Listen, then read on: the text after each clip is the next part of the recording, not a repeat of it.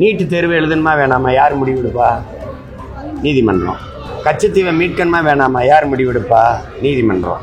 காவிரியில் எனக்கு தண்ணி கொடுக்கணுமா வேணாமா யார் முடிவெடுப்பா? நீதிமன்றம். முல்லை பெரியாற்று அணை கட்டணுமா வேணாமா யார் முடிவெடுப்பா? நீதிமன்றம். எது ஒன்றையுமே நீதிமன்றம் தான் முடிவெடுக்கும். அப்படின்னா இப்போ சட்டமன்றம் பாராளுமன்றங்கள் எதுக்கு? உங்கள் ஆட்சியில் நேர்மையாக தான் வாக்குப்பதிவு நடந்ததுன்னு நீங்கள் எங்கே வந்து சத்தியம் பண்ணுவீங்க? உலகத்தில் இந்த இவிஎம் எந்திரத்தை வச்சிருக்க நாடு எத்தனை முதல்ல சொல்லுங்க ராகுல் காந்தி. அரசு அது பொறுப்பாக எடுத்து அணுகணும். அதுக்காக நாயை முச்சு முழுதாக ஒழிச்சிருதுங்கிறது, ஏழ்மையை ஒழிக்கணும்னா ஏழைகளை எல்லாம் கொன்றணுங்கிற முடிவு பெறப்படுது. இல்லை குடிசை இல்லா வீடுனா குடிசையெல்லாம் தீ வச்சு கொட்டிக்கிறதுலான்னு வரக்கூடாது. அது சரி பண்ணாத. இந்த 3 ஆண்டு கால திராவிட மாடல் ஆட்சியில் 1 லட்சம் போராட்டங்களுக்கு அனுமதி கொடுத்துருக்கோன்றாங்க. அதில் ஒரு பெருமையும் இல்லை. 1 லட்சம் பிரச்சனையை எங்களுக்கு கையளிச்சிருக்கீங்க. காவிரி நதிநீர் உரிமையை பறிச்சது, கச்சத்தீவை கொடுத்தது, அணு உலையை திணிச்சது, ஸ்டெர்லைட்டை நட்டது, நல்லா கவனிச்சிங்க. மீத்தேன் கையெழுத்து போட்டது, எல்லாத்துக்கும் கல்வி மாநில உரிமையிலிருந்து மாநில பட்டியலிருந்து மத்திய பட்டியலுக்கு பொது பட்டியல் கொண்டு போனது, மருத்துவ உரிமையை பறிச்சது, இன்னொரு பட்டி விநியோகத்தை எடுத்துகிட்டு போனது, எல்லாத்தையும் செஞ்சு ஆலியார் காங்கிரஸ். அதாவது கழிவு மேலாண்மைன்னு ஒன்று நம்மகிட்ட இல்லை. அது சரியாக முறையாக இல்லை. குப்பை எப்படி நிர்வகிக்கிறதுன்னு தெரியல. நீங்கள் வந்து அரிதினும் அரிதா இயற்கையின் கொடையாக இருக்கிற ஏரிகள்லேயே குப்பையை கொட்டி மூடினதெல்லாம் இருக்குது. சென்னையில் பள்ளிக்கரணைங்கிறதுல ஒரு இயற்கையின் ஒரு அருங்கொடை, அது சதுப்பு நிலை ஏரி. அதில் வந்து குப்பையை கொட்டி வெறும் பிளாஸ்டிக் கழிவுகளை கொட்டி மூடிட்டார். அதே மாதிரி தான் இங்கே எல்லா இடமும் குப்பை மேடம் ஆகிட்டு இருக்குது. நாடுன்னு சொல்கிறத விட உங்களுக்கு குப்பைகள்கிட்ட அதிகாரத்தை கொடுத்தீங்கன்னா நாடு குப்பை மேடம் தான். அதை எப்படி சரி செய்யறதில்ல? மக்களின் வாழ்விடங்களில் கொண்டே குப்பையை கொட்டி மூடிக்கிட்டே இருந்தா இப்போ எப்படி என்ன? ஒரு பெரிய மலை அளவுக்கு குப்பை மேடுகள், குப்பை மலை உயர்ந்திருக்கிறத நீங்கள் பார்க்கலாம். சாலையில் பயணித்து போனீங்கன்னா மலை உயரத்துக்கு பிளாஸ்டிக் நெகிழி குப்பைகளை நீங்கள் பார்க்கலாம்.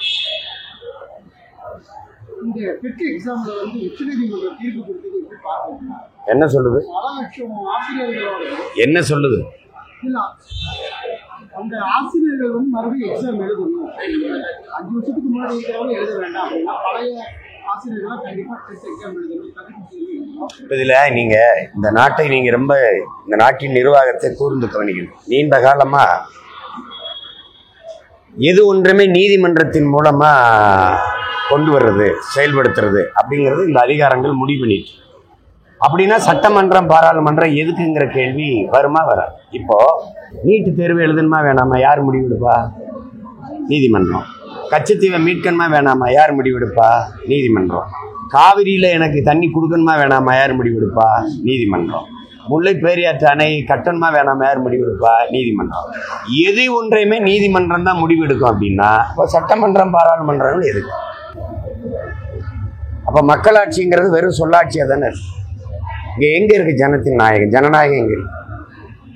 அப்போ நேரடியாக இப்போ இந்த நாட்டின் முழு அதிகாரம் யார்கிட்ட இருக்கு? எது ஒன்றையும் சட்டத்தின் மூலமாக நீதிமன்றத்தின் மூலமாக சொல்ல வச்சிருக்கு. எல்லாத்துக்கும் தேர்வு எழுத சொல்கிறவர்கள், மருத்துவர்களுக்கு, நீதிபதிகளுக்கு, வழக்கறிஞர்களுக்கு, ஐஏஎஸ் ஐபிஎஸ்க்கு எல்லாத்துக்கும் தேர்வு எழுத சொல்கிறாங்கல்ல. இந்த அமைச்சர் பெருமக்கள், பிரதமர், உள்துறை அமைச்சர், முதலமைச்சர் இவங்கெல்லாம் எந்த தேர்வு எழுதுறது இல்லையே. எப்படி? மருத்துவத்தில் தகுதியான மாணவன் வரணும், எல்லாத்துக்கும் தகுதியான மாணவன் வரணும். நாட்டை ஆள்றதுக்கான தலைவர்களுக்கு எந்த தேர்வும் இருக்கிறது இல்லையா? அது எப்படி? இதெல்லாம் யார் தீர்மானிக்கிறது? இந்த தேர்வுனால தகுதி கூடிரும்னு நீங்க எப்படி நம்புறீங்க? இப்ப நீட்டே நான் எழுதி வர்றேன், பாடம் நடத்த போற பேராசிரியர் யாரு? நீட்ல தேர்ச்சி பெற்று வந்துறேன். பாட புத்தகம் எது? சிலபஸ்ங்கிறோம்ல, பாடத்திட்டம் அது எது? அது பழசு. பாடம் நடத்துகிற பேராசிரியர் அதே பழைய பேராசிரியர். அப்புறம் அது எப்படி? ஒரே மண் ஒரே அச்சு, அறுத்தா ஒரே மாதிரி தானே செங்கல் வரும். ஒன்று அச்சை மாற்றணும், இல்லை மண்ணை மாற்றணும். புரியுதா? இதில் எங்கிட்டு மருத்துவத்தின் தரம் உயரும்? இந்த நீட்டை கொண்டு வந்தால் என்ன சொன்னீங்க? இந்த கல்வி கொள்ளை குறைஞ்சிரும். நீட்டு பயிற்சிக்குன்னு போகிற இடத்துல 4-5 லட்சம் நான் கட்டி பயிற்சி எடுக்க வேண்டியிருக்கு. மறுபடியும் தேர்ச்சி பெற்று வந்தால் 21 லட்சம், 31 லட்சம், 25 லட்சம் கட்ட வேண்டியிருக்கு. அப்போ 5 வருஷத்துக்கு எவ்வளோ கட்டணும்? அதுக்கப்புறம் பிஜி படிக்கணும். வெறும் எம்பிபிஎஸ்க்கு ஒரு மதிப்பும் இல்லை. அப்போ நான் 2 கோடி 3 கோடி கட்டி வெளியில் வர வேண்டியது. இப்போ கல்வி கொள்ள குறையும் நீங்களே, ஒன்றும் குறையிலையே. அப்போ இது பயனற்றது. தகுதியான மருத்துவரை உருவாக்க பதிலாக போலி மருத்துவரை உருவாக்கி, அதுபோல தான் இது. டெட் எழுது, அது எழுது, எக்ஸிட் எழுது, இதெல்லாம்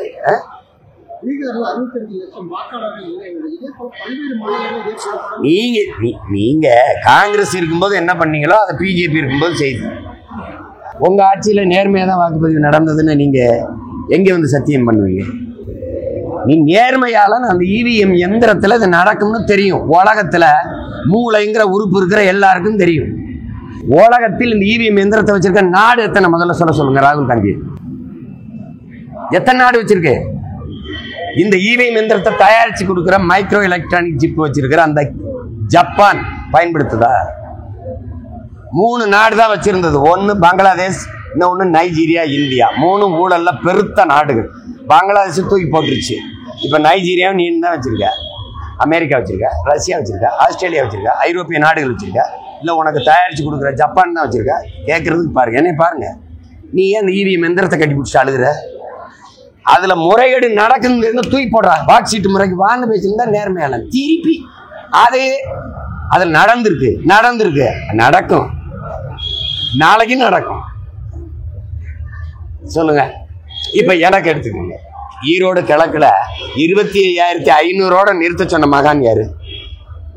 இன்னொரு 500 ஓட்டு வாங்கினா நான் வந்து அங்கீகரிக்கப்பட்ட கட்சியாயிருவேன். நான் டெபாசிட் இழக்கணும்னு நீ முடிவு பண்ணிட்டீங்க. உங்க மாவட்ட ஆட்சியர் என்றதை நிறுத்திடுறாங்களா? எப்படி நிறுத்துவாருன்னு கேட்குறீங்களா? கள்ள ஓட்டு போடும்போது தடுக்காத தேர்தல் ஆணையம், வாக்குக்கு காசு கொடுக்கும்போது தடுக்காத தேர்தல் ஆணையம், என் வாக்கை நேர்மையா எண்ணும்னு நான் நம்பணும். எப்படி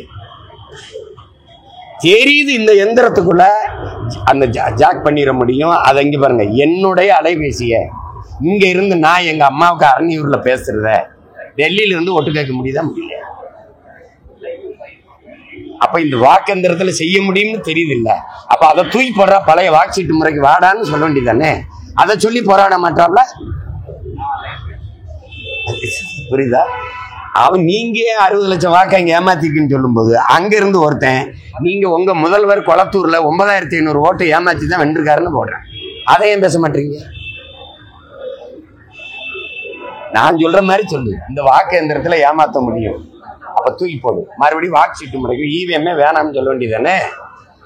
அதை வச்சுக்கிட்டு முறைகேடு நடந்துருச்சு அப்படின்னா எங்க நடக்கலன்னு கண்ணுக்கு தெரியாத நோய் ஒண்ணு இல்லை. இது ஒரு மனநோய் தானே, நம்ம உருவாக்குனது தானே. சக மனிதனை தாழ்த்தி வீழ்த்தி சுகம் காண்பதில் ஒரு பெருமைன்னு நம்ம உருவாக்கிக்கிட்ட தானே. அதை நாம தான் தூக்கி எறியணும். நாங்க வர்றோம். அதை நீங்க கொஞ்ச நாள் பொறுங்க, அதை சரி பண்ணுவோம். இல்ல அது வந்து வண்ணம் சொல்றது வந்து நம்ம கழுதைன்னா ஒரு இடிப்பிறப்பு மாதிரி. இது கழுதையிலே அழிஞ்சிருச்சு, வண்ணத்து பூச்சி அழிஞ்சிருச்சு, சிட்டுக்குருவி அழிஞ்சிருச்சு. நம்ம எந்த அழிவையும் கவலைப்படல. சக மனித சாவையை சைத்துக்கிட்டு தான் நம்ம போறோம். நாய்களை முழுதான் ஒழிக்கிறது என்ன பேராவத்துக்குன்னா எலிகள் பெருகும், அப்ப பிளேக் நோய் வரும். இந்த நோய் அதிகரிக்குதுன்னா அந்த நோய் வரும். எதையும் ஒரு சமநிலையில வைக்கணும். அப்ப அதை முறையா மாநகராட்சி நாய்களை எடுத்து அதுக்கு தடுப்பூசி போட்டு அது பண்ணணும். அதுக்காக நீங்க என்னன்னா தெருநாய்ன்னு நீங்க சொல்றீங்க. அதுதான் நம்ம வீட்டு நாய், அதுதான் நாட்டு நாய். நம்ம வெளிநாடுகள்ல இருக்கிற இந்த உயர்தர நாயை வீட்டுக்குள்ள கொண்டு வந்தோடனே நம்ம ஆளு ரோட்டுக்கு வந்துட்டான். அவன் தெருநாயா ஆயிட்டான். அவனுடைய பராமரிப்பு செலவு கம்மி. அவன் இருக்கிற மிச்ச கஞ்சியை சாப்பிட்டுட்டு வீட்டு வாசல்ல கிடப்பான், பாதுகாப்பா இருப்பான். ஆடு மாடு மேய்க்க வருவான், வேட்டைக்கு போவான், எல்லாம் செய்வான். இவனுக்கு தனியா பிஸ்கட், அந்த உணவு தனி, அவனுக்கு தனி மருத்துவம், அவனுக்கு தனி. அவர் குளிரூட்டப்பட்ட அறையில தான் இருப்பாரு. அவர் ஒரு குட்டி, ஒரு நாய்க்குட்டி 25,000 1 லட்சம் வரைக்கும் இருக்கு. இது ஒரு பெரிய சந்தை. அதனால என் நாயை தெல்லூர் போட்டு அவன் நாயை வீட்டுக்குள்ள கொண்டு வந்துட்டான். அதனால அந்த வீட்டு நாயா அது தெருநாயமா இருக்கு. இதான் நாய், நம்ம நாய். அது உரிய பராமரிப்பு இல்லாதனால அது எண்ணிக்கை பெருகிருச்சு. இங்கே போவோர் வருபவர்கள்லாம் அது கொஞ்சம் கறியை வாங்கி போட்டு பழக்கி விட்டோன்னே அதை ஒரு இந்த நாய் பராமரிப்பு ஒரு பெருமைக்கா அது என்ன செய்யுது, அதை சாப்பிட்டு பழகணுன்னு இந்த சுவையில் வந்து அங்கே திருப்பூரில் காங்கேயத்தில் பல ஆடு மாடுகளை கடிச்சிருச்சு, இங்கே பெரம்பலூரில் கடிச்சிருச்சு. அதனால விவசாயிகள் பாதிப்பு. அதுக்கெல்லாம் நாங்கள் அறிக்கை கொடுத்து பேசணும். அரசு அது பொறுப்பாக எடுத்து அணுகணும். அதுக்காக நாயை முழுதாக ஒழிச்சிடுறதுங்கிறது ஏழ்மையை ஒழிக்கணும்னா ஏழைகளை எல்லாம் கொன்றணுங்கிற முடிவு பெறப்படுது. புரியுதா? குடிசையெல்லாம் வீடுனா குடிசையெல்லாம் தீ வச்சு கொளுத்திடுறதுலாம் வரக்கூடாது. அது ஒரு சரி பண்ணும்.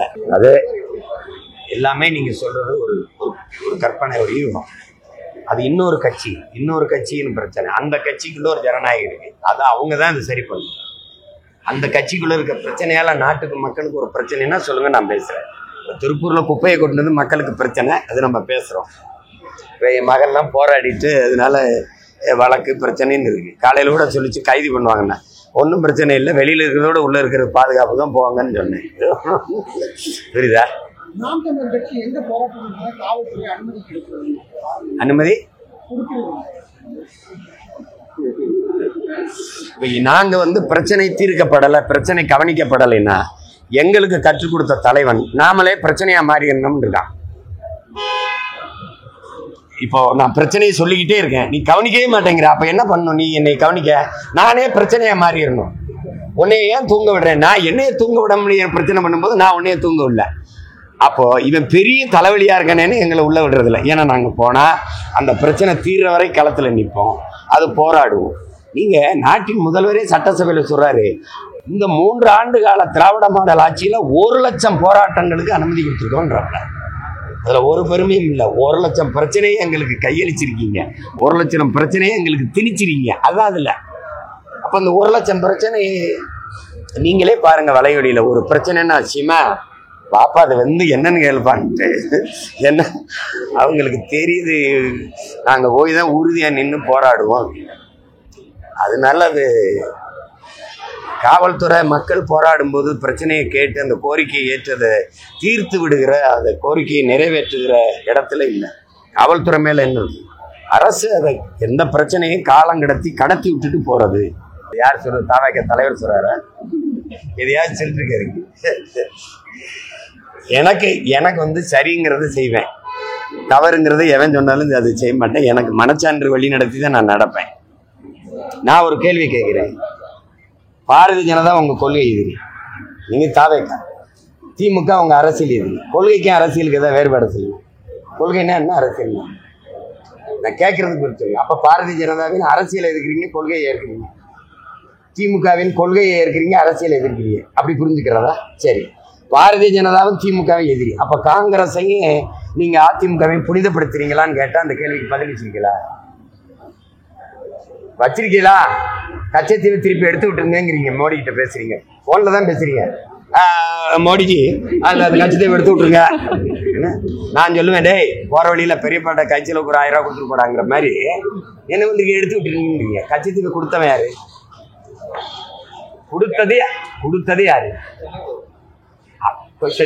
அது தெரியுதுங்க. கொடுத்தது யாரு? காங்கிரஸா யாரு? அதை ஏன் பேச மாட்டீங்க? நீங்க நீட்டுங்கிறீங்கல்ல, நீட்டை எடுத்து விட்டுருங்க, அதை எடுத்து விட்டுருங்கிறீங்க மோடி கிட்ட. உங்க கிளாஸ்மேட்டு சொல்றீங்க. அப்ப நீங்க அவரு அந்த நீட்டை கொண்டு வந்தது யாரு? காங்கிரஸ்.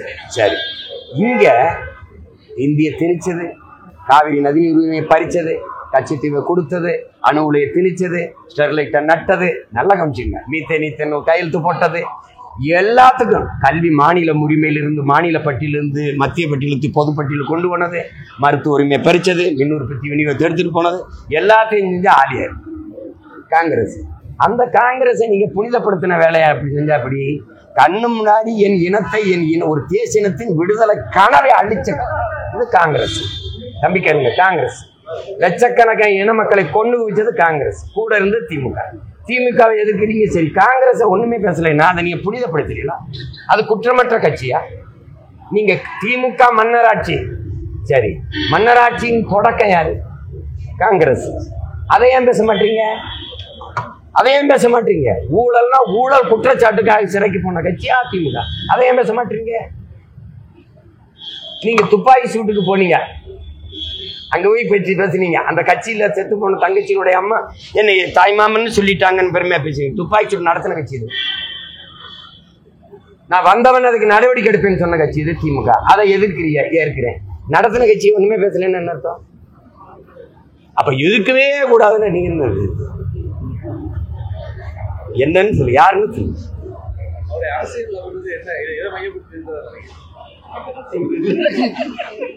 என் முகத்தை பார்த்து ஓட்டு போடுங்கிறாங்க, அதை மையப்படுத்திருக்காங்க.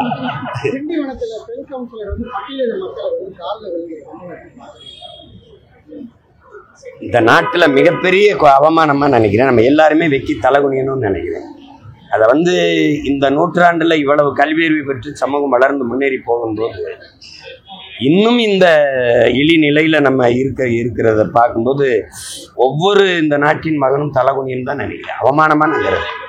இதை வந்து சும்மா அது செய்தியாக பேசிட்டு கடந்து போக முடியாது. இதை ஒழிக்கணும். இன்னொரு தலைமுறைக்கு இது போகாமல் பார்க்கணும்னு நினைக்கிறேன். ஆனாலும் செய்தியில் தென் மாவட்டங்கள் எல்லாம் திருநெல்வேலி மாதிரி மாவட்டங்களில் பள்ளிக்கூடத்துக்கு போகும்போது பிள்ளைங்க கத்தியோட போய் 8ஆம் 9ஆம் படிக்கிற பிள்ளைய சாதிய வன்மத்தோடு வெட்டிக்கிறாங்கன்னு பார்க்கும்போது வலிக்கத்தானே செய்யுது. என்ன பண்ண முடியும்? ஒழிக்கணும். ஏன்னா கல்வி நமக்கு வந்து அறிவை ஒழுக்கத்தை போதிக்கிறதா இல்லை, அது அறிவுக்கு அறிவுரையாக இல்லாமல் வர்த்தகரையாக மாறிட்டதுனால அந்த பிரச்சனை.